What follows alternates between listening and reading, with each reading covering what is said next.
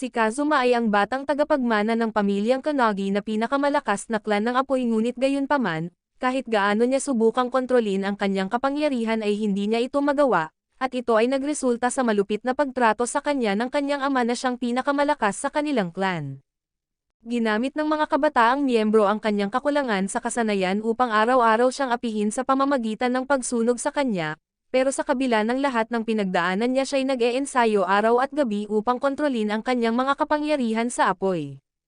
Pagkaabot ng kanyang edad sa 18 taon ay nagpa siya ang pamilya na subukan ang kanyang kapangyarihan at kailangan niyang makipaglaban kay Ayano, ang 12 taong gulang na kandidato para sa pwesto ng susunod na pinuno ng klan, subalit ang nangyari ay hindi isang laban kundi isang masaker, dahil sa isang solong atake ng apoy ay agad na sinunog ng babae si Kazuma. Pagkatapos ng laban ay nanghingi ito sa kanyang ama ng tawad ngunit ang matandang lalaki ay napakatigas, tinawag niyang walang kwentang tao na walang silbi ito at itinaboy siya mula sa pamilya at sa desperasyon, hinawakan ng binata ang kamay ng kanyang ama at muli siyang humingi ng tawad pero sinampal lamang siya nito. Dahil walang ibang pagpipilian para mabuhay ay pumunta ang lalaki sa China at nangakong magsasanay at babalik upang maghiganti, subalit gayunpaman, ang kanyang kalungkutan ay naging sobrang mabigat na hindi na niya nakayanan at siya'y nauwi sa pagiging manginginom at pulubi, hanggang sa makilala niya si Chu Wiling na isang mabait at kaakit-akit na babae na tumulong sa kanya na mabawi ang kanyang buhay. Sila ay nagmahalan at iniwan na niya ang ideya ng pagiging isang mage upang mabuhay ng tahimik at payapa sa kanyang tabi, ngunit sa isang iglap ay nauwi ang kanyang kaligayahan pagkatapos ng 2 taon nang ang babae ay dukutin ng isang organisasyon. Sinubukan niyang iligtas ito pero wala siyang kapangyarihan at ang kanyang nagawa ay panoorin lamang ang kanyang minamahal na isakripisyo sa harap ng kanyang mga mata sa isang ritual ng pagsasama ng demonyo.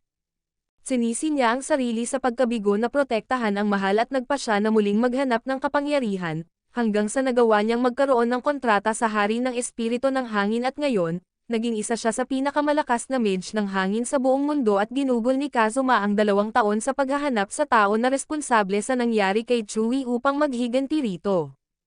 Alam niyang mayroong higit pang mga miyembro ang organisasyon sa buong mundo kaya nagpa siya siyang bumalik sa Japan at simulan ang pagpatay sa kanila, at sa parehong araw na bumalik siya ay ilang miyembro ng pamilyang Kanagi ang pinatay ng isang nilalang na gumagamit ng hangin. At pagkatapos makatanggap ng ulat tungkol sa pagdating ni Kazuma sa bansa bilang isang wind mage ay naghinala ang pamilya na bumalik ito upang bumawi sa pagpapaalis sa kanya. Nagpadala sila ng ilang miyembro upang sundan ang lalaki at dalhin siya para sa investigasyon, subalit tinanggihan niya ito at sinabi na wala siyang kasalanan, at wala na siyang pakialam at hindi na siya bahagi ng pamilya na iyon, kaya dito ay nagpa siya ang mga lalaki na atakihin siya ng isang bola ng apoy. Subalit ginamit ng lalaki ang kanyang mahika ng hangin upang pasabugan ang bola sa kanilang mga kamay. Bigla ay may isang wind spell na dumating na humati sa gusali na yari sa bakal sa ibabaw nila at ito ay bumagsak na nagdulot sa kanilang pagkamatay, pero hindi si Kazuma ang gumawa nito dahil ito ay mula sa isa pang mage ng hangin na sumusunod sa kanya at pumatay sa 2 miyembro ng pamilya. Tumakas siya sa lugar subalit nakita niya ang kanyang ama na nagsasabi na sumuko na siya at iyon ay kinainis ng lalaki, dahil hindi niya inaasahan na ang mga iyon ang magiging unang salita ng kanyang ama sa kanya 4 na taon matapos siyang itaboy nito mula sa pamilya, at ngayon ay muli niya itong ginagawa at tinawag siyang walang kwentang tao na nag-aaral ng mahika ng hangin sa maikling panahon lamang. Nagalit siya dahil dito at ginamit ang isang patalim ng hangin ngunit itinaboy ito ng kanyang ama nang hindi man lang gumagalaw kaya gumawa siya ng mas marami nito, pero ang apoy ng kanyang ama ay palaging nakaharang dito at tinangkang hulihin siya gamit ang isang atake. Gumawa ito ng ilang mga bola ng apoy upang ikulong ang lalaki at hulihin siya na matagumpay naman niyang natanggal gamit ang kanyang hangin. Nagpa siya ang matandang lalaki na gamitin ang buong kapangyarihan niya sa pamamagitan ng pagsasama ng mas malakas na bola ng apoy. Sinubukan ni Kazuma na gumanti gamit ang kanyang hangin upang pasabugan ito subalit hindi iyon nagpahanga sa kanyang ama, na ipinahayag pa ang kanyang pagkadismaya sa kanyang anak. Naisipan na ipakita ng matandang lalaki ang kanyang tunay na kapangyarihan at ang mga apoy nito ay nagiging kulay asol na nagpapakita ng kanyang kakayahan bilang hari ng espiritu ng apoy, at dahil dito ay napilitan si Kazuma na ipakita ang kanyang huling baraha at ibinunyag na ito rin ay may kapangyarihan ng hari ng espiritu ng hangin.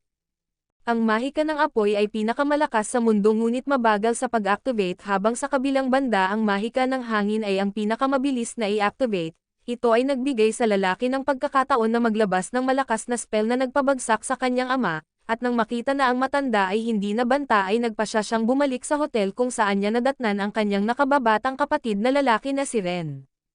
Hiniling ng kanyang kapatid na bumalik ito sa pamilya at linisin ang kanyang pangalan ngunit tinanggihan ito ni Kazuma, sinasabi na hindi siya susuko sa pamilyang trinato siyang parang aso at iniwan siya, sa punto na binago niya pati ang kanyang apelyido pero hindi niya nais na maghiganti sa mga Kanagi.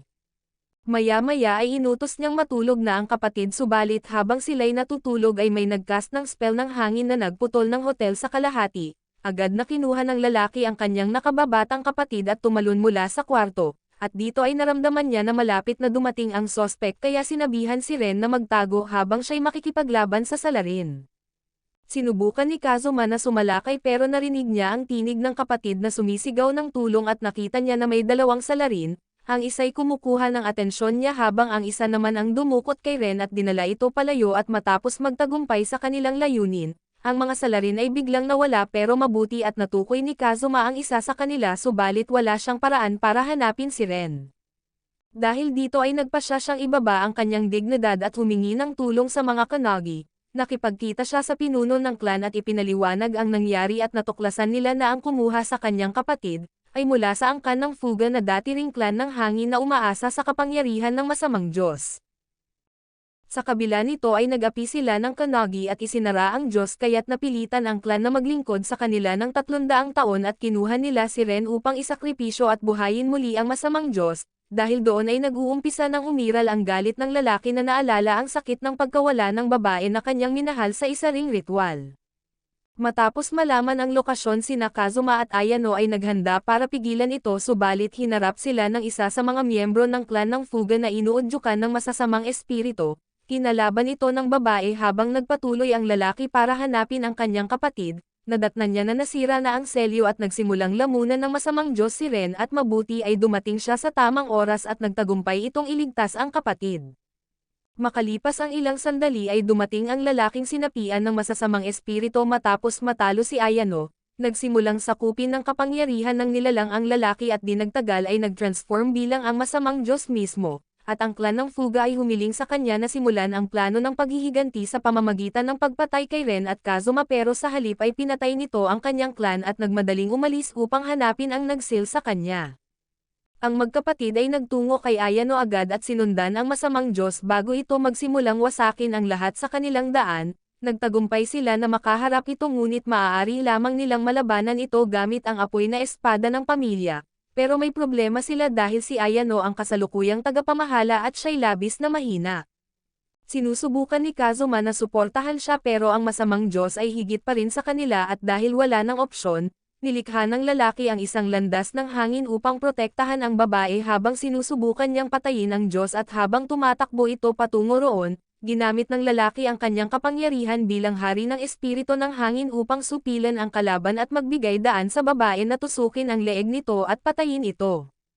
Nagbalik sila sa tahanan upang ipagdiwang ang pagkaligtas kay Ren kung saan nakilala ni Kazuma si Misao. Siya'y nagpakita ng kabaitan at respeto sa lalaki pero ito ay pagpapanggap lamang dahil inakusahan niya ito sa pagkamatay ng kanyang kapatid at sinubukang saksakin siya sa likod.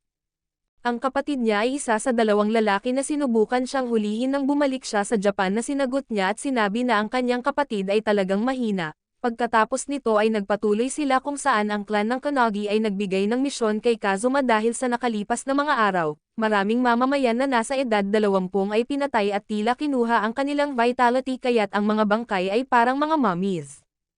Habang nagmamasid sa lungsod ay may naramdaman siyang enerhiya ng masamang espiritu na galing sa isang malapit na parke, tinungo niya at nakita si Misao na nakaupo sa bangko habang may mga masamang espiritu sa paligid ng kanyang katawan, binahagi nito na seryoso siya pagdating sa paghihiganti at hindi siya titigil hanggat hindi namamatay ang lalaki.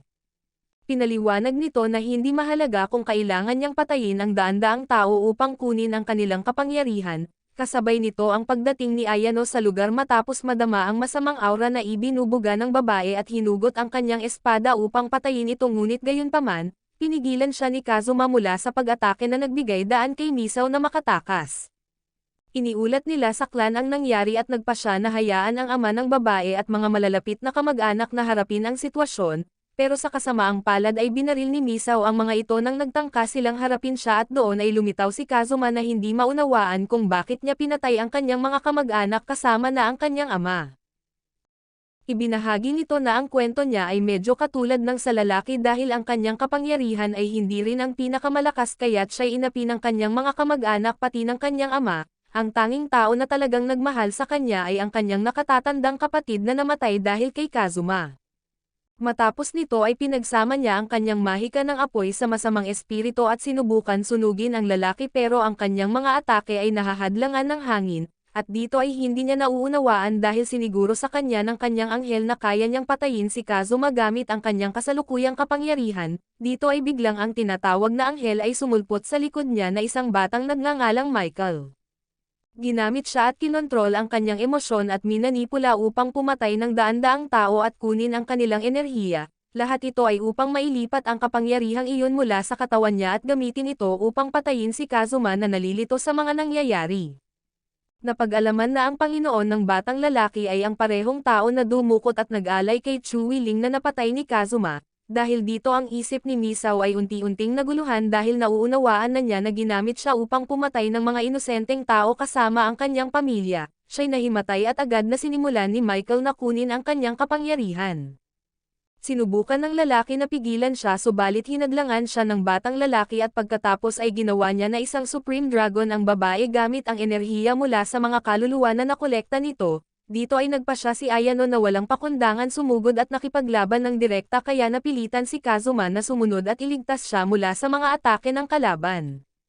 Hinihiling ng lalaki na bigyan siya ng oras ng mga kasamahan upang maipon ang sapat na kapangyarihan upang malabanan ang halimaw. Kaya ang dalawa ay pilit kinukuha ang atensyon nito na nagbibigay sa lalaki ng sapat na panahon upang ilipat ang kapangyarihan nito sa espada ng apoy ni Ayano.